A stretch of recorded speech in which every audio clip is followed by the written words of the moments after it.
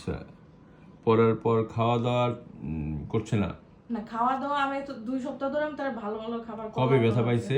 গতকালকে কখন বের হয়েছিল? গতকালকে দুপুরবেলা সে খাওয়ার পরে সে হলো ওরালটা দিছে, ওরালটা দিয়ে তারপরে পাশের বিল্ডিং গিয়ে এরকম করে না, সে উড়াল দিয়ে সে ছাদটা টার্গেট করছে, কিন্তু ছাদ সে ধরতে পারে না, সে হলো ওয়ালের মধ্যে বাড়ি খেয়ে নিচে পড়ছে।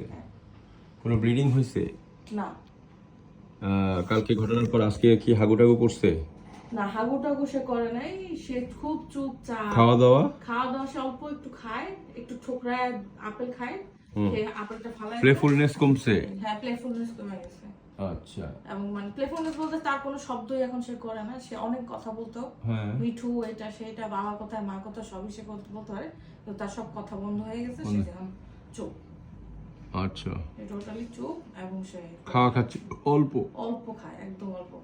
কি খায়?